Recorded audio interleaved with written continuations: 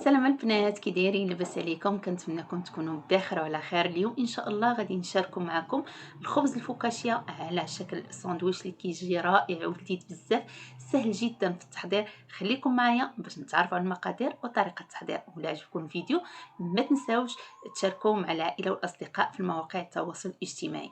وكنشكركم بزاف على لي كومونتير تاعكم اللي كيشجعوني وكيحفزوني اكثر. ودابا ندوزو نتعرفوا على المقادير وطريقه التحضير.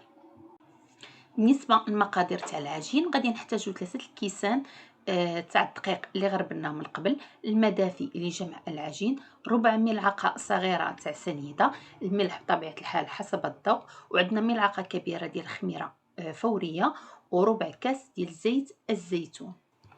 ودابا غادي نضيفوا الخميره الفوريه للدقيق وايضا الملحه سنيده. صافي، وكنخلطوا جميع العناصر حتى كيتجانسوا لنا هكا على الناشف.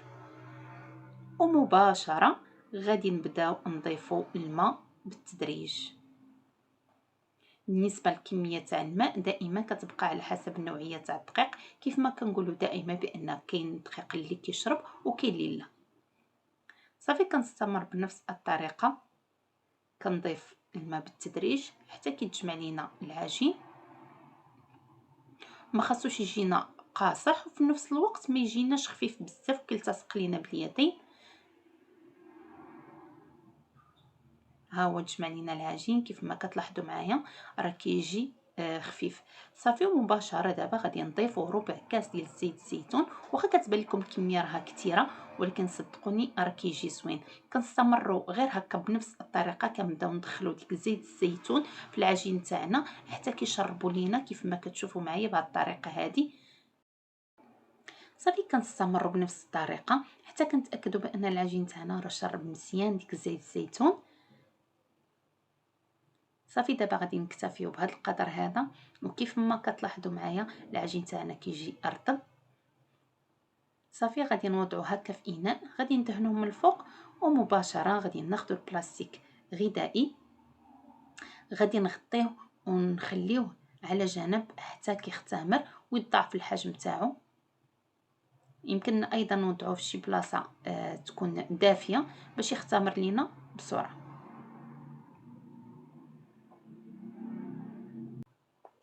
صافي، ها هو العجين تاعنا من بعد ما ارتاح لينا واختمر بطبيعه الحال.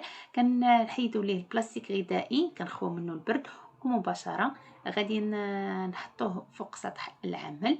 كندلكوه هكا غير شويه، وكيف ما كتلاحظوا معايا بان العجين تاعنا كيجي رطب. صافي، دابا غادي نكتفي بهذا القدر هذا، ومباشره غادي نشكلوا كريات. هنا كيبقى لكم الاختيار، يمكن لكم تشكلوهم كبار او صغار او متوسطين. بالنسبه لي انا درت كريات متوسطات الحجم. صافي، كنستمر بنفس الطريقه حتى غادي نشكلهم كاملين. عندنا بالنسبه ليا 3 الكيسان عطاوني 9 ديال القطع. صافي، من بعد ما كملناهم مباشره كناخذوا صفيحه الفرن اللي مفرشي لها بطبيعه الحال ورق الزبده، كنستفوهم. كنعتذر البنات مشى لي المقطع فاش كنت كنصاوب الخليط اللي غادي نقرصوا به الكريات تاعنا. على اي غادي نحتاجو قليل من زيت الزيتون، شويه ديال الزعتر، شويه ديال الملح وشويه ديال البزار، ودرس واحد ديال الثومه اللي حكيناه مزيان. صافي، كنخلطوا جميع العناصر حتى كيتجانسوا لينا، ومباشره كنبداو نهزهم هكا برؤوس الاصابع وكنبداو نقرصوا به الكريات تاعنا كيف ما كتلاحظوا معايا على هذا الشكل هذا. وكنشكلوا من الفوق بحال الثقوب في العجين.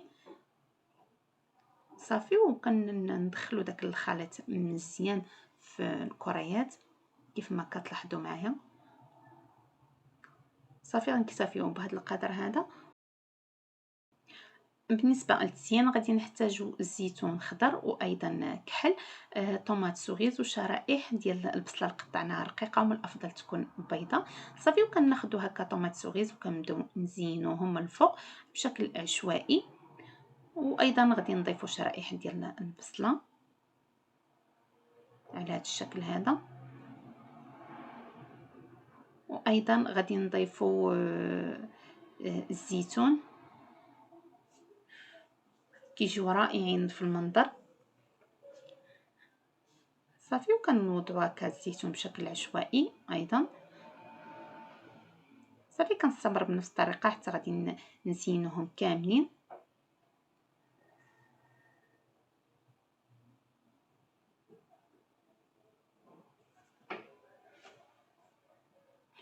وبالنسبه للخليط اللي كنا صاوبنا من قبل ديال زيت الزيتون كندهنوهم هكا من الفوق، كندهنوهم كاملين. ومباشره غادي ناخذ شويه ديال الجنجلان مخلط ما بين الابيض والصفر صافي، وكنزينوهم. ومباشره غادي ندخلهم الفرن اللي سخناه من قبل حتى كيطيبوا لنا ويتحمروا لينا مزيان. هاو الشكل تاعهم من بعد ما خرجناهم من الفرن. كيف ما تلاحظوا معايا كيجيو رائعين في المنظر، وايضا كيجيو خفاف رطبين كيف ما كتشوفوا معايا. دابا غادي ندوزو الحشوه اللي غادي نحتاجو فيها الخس وايضا الثوم وشويه ديال الزيتون اخضر وايضا شرائح تاع مطيشه. صافي كناخذوا الخبز تاعنا غادي ندهنوه بشويه ديال المايونيز، بطبيعه الحال كيبقى اختياري. صافي وكنوضعوا هكا الخس على هذا الشكل هذا، وايضا الثوم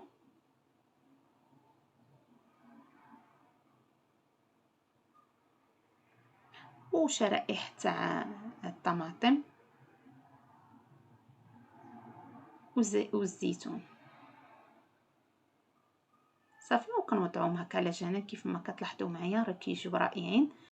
بطبيعه الحال الحشوه كتبقى اختياريه، يمكن لكم تضيفوا الكفته ولا شرائح ديال صدر الدجاج، بطبيعه الحال كيبقى لكم دائما الاختيار، يمكن لكم تضيفوا اللي بغيتو.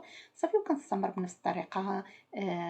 كندهنوا الخبز ديالنا من الداخل بالمايونيز، كنوضعوا الخس، الثوم، الزيتون وايضا شرائح ديال الطماطم. صافي وكنغطيوهم وكنوضعهم على جنب، ونستمر بنفس الطريقه حتى غادي نكمل الكميه كامله اللي عندي.